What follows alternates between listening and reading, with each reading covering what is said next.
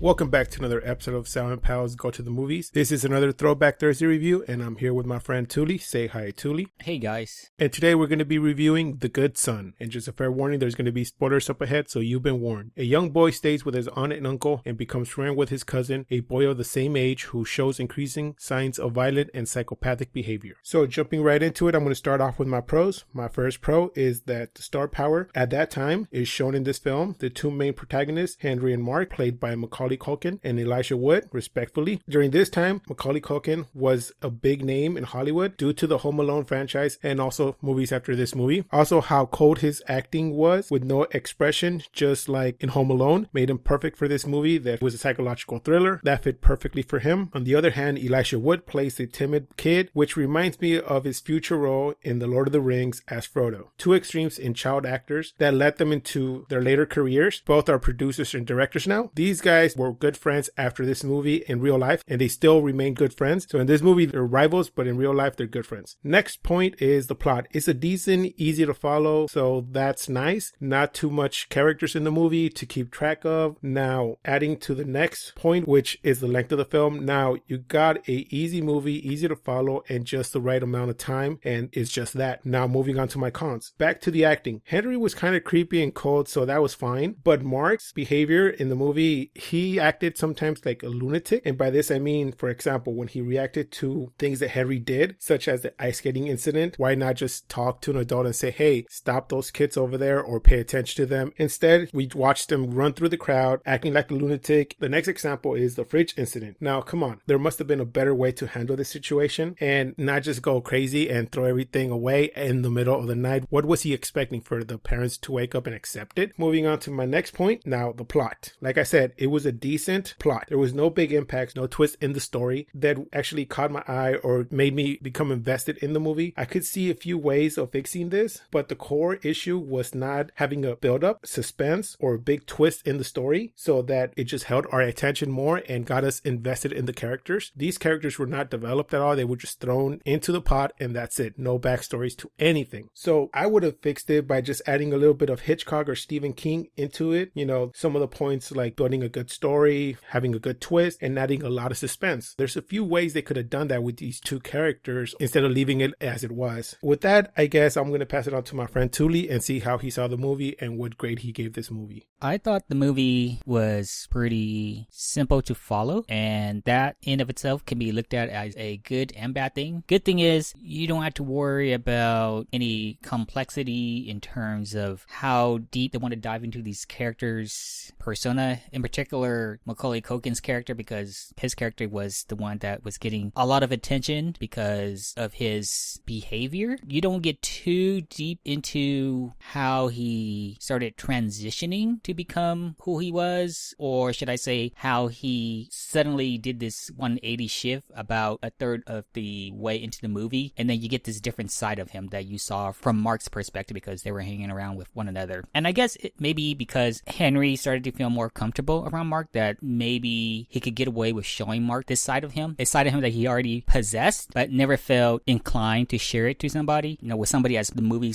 was trying to allude to in terms of like them building some sort of bond that they could trust one another, which the movie started off with, right? Them doing stuff that young boys would do, you know, hanging out in the treehouse, if you want to call that treehouse that they climbed up on, them going to that warehouse sort of area and throwing rocks at the glass. Not to say that that was necessarily a good thing, but you know, boys will be boys, right? As the saying goes. But the movie did this thing where I didn't see coming because there was no build up to it. It's just like, oh, wait, what is Henry doing there trying to shoot a cat? That kind of threw me off. And so that's why I kind of say the movie is good in the sense that it keeps it simple, but the bad thing is the setup as to why this character started behaving this way out of the blue versus maybe, as Sal pointed out, that I would have probably liked the movie would have done is maybe not make Henry's behavior as obvious, but rather a mystery and make it a big reveal or a twist about what, 2/3 into the movie. So then we could have room in the third act for a resolution. You know, just start having these mysterious or these sort of showings of these dead carcasses of animals. The mention of the accident on the road with the pile of cars. Have all of those things shown in one way or another, but don't make it seem like it was Henry who did it. just keep us in the dark for now. And as the movie goes along, we as the audience start putting the pieces together from whatever tidbits they want to tip off. And then it turns out that it was Henry all along who did this. I would have liked it more had they gone in this route versus them doing it so directly in front of us, with Henry being obviously the perpetrator of this. It just feels like the conversation that he was having with Mark didn't resonate with me because his character, Henry that is, it just didn't carry the sort of weight that you would expect from that sort of character, with that sort of a mentality that he said to Mark himself that he doesn't feel scared anymore, and because of that he feels free, like he could get away with anything, which I find kind of ironic because the scene in which he said that to Mark was right after Henry dropped that dummy body onto the road, which caused that car pileup, and then they were running away, right, as if they were scared of getting caught. Well, in that sense, Henry is still scared or something. He's not actually free of not being scared. He is scared of being caught, but I kind of understand what they kind of was talking metaphorically there, where he's not afraid of the action that he's going to perform per se, but he is still scared of society in the sense of getting caught. Otherwise, why would he keep this side of himself away from his parents, for example? Which I find kind of ironic too, because I feel like if you're the parent of this particular child, you should at least be aware of some of these tendencies that he has probably shown throughout his life. Because like I said, the movie doesn't do a good enough job to set us up to realize that this is something that he has been doing in secrecy and that nobody knows about. Surely of all the people who would have recognized this, it would have been his parents. Another character who could have recognized this too, which I think they could have used a little bit more, was the sister of Henry, but she just became like a victim of Henry basically, and then she didn't play much of a role after that. So the movie, in terms of its simplicity, it's alright, but the movie could have done much more in terms of setting us up to figure out why all these occurrences were happening and that Henry was behind all of this. I would have preferred that more, and that would have offered me the sort of twist that I would have liked. And depending on how well they do that, you know, if they do it right, then I would get one of those aha moment where I'm like, oh, I did not see that coming. And unfortunately, this movie didn't present that, versus it just being very direct and out front. I feel like the movie is more about Mark versus Henry, because Henry was who Henry was. Mark, on the other hand, was still recovering from the loss of his mother and him having to adjust by living with this other family now, and how he was going to react to seeing the sort of things that Henry was doing. So I felt like the movie was more about Mark versus Henry and the sort of, if you want to call it evil, things that he was doing. And the movie did end with Mark's rather cringy thought at the end,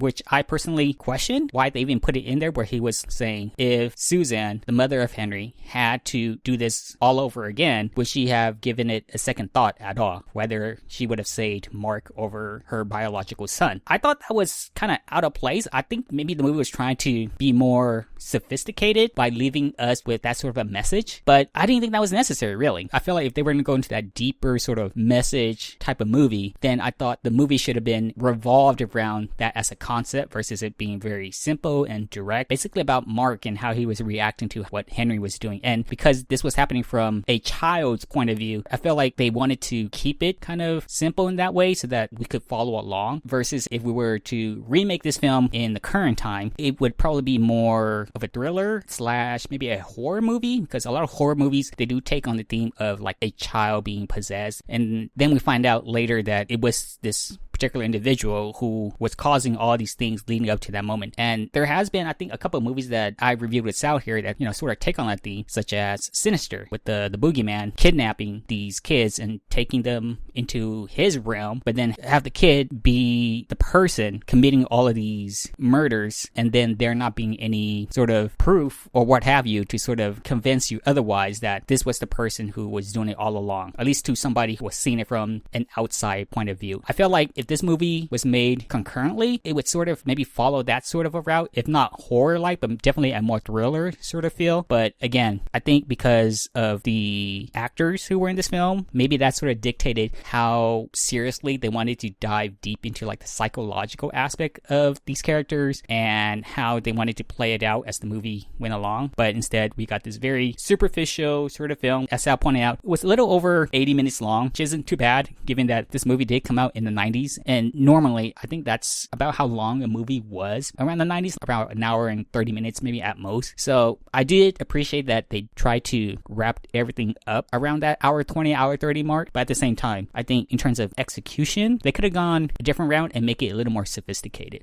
If you just want something that's kind of simple to follow, not too long to watch, I say, sure, give this a try. But the film does leave a lot to be desired if you want it to be executed in such a way that just give you that moment of revelation. I think I'm going to give this movie a 5.5 out of 10. I think things are there, but if they have massaged it a little differently, I think it would have been a better movie in terms of the payoff, because they've already had the characters there. They were doing what they were doing. Maybe just have kept that as a mystery and let us sort of figure things out. It's like, oh, is it Henry? Maybe it's his sister, or maybe it's the mother. I don't know. I wish they would have done a little bit more. I totally agree with what Touly said. This movie left a lot for us to desire, left open questions. And yes, play on that thing.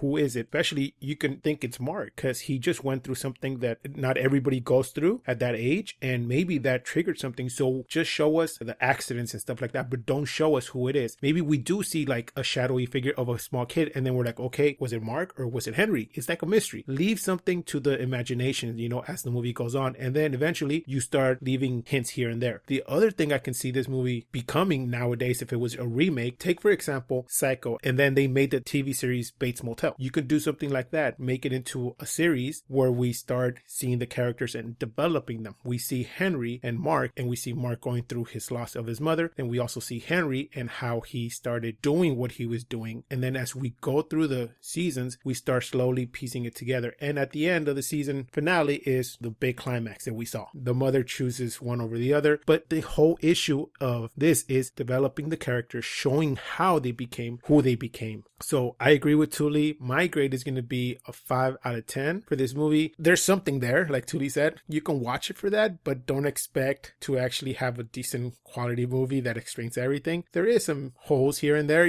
so it's like, if you have an extra day, you can watch it. So I guess that does it for this review of The Good Son. Please join us next time where we're going to review The Guyver. I killed you once, and I'll kill you again. You can't kill me. I've been rejected by death. Please like, comment, and subscribe. You can find our social media links below. And like always, keep watching movies.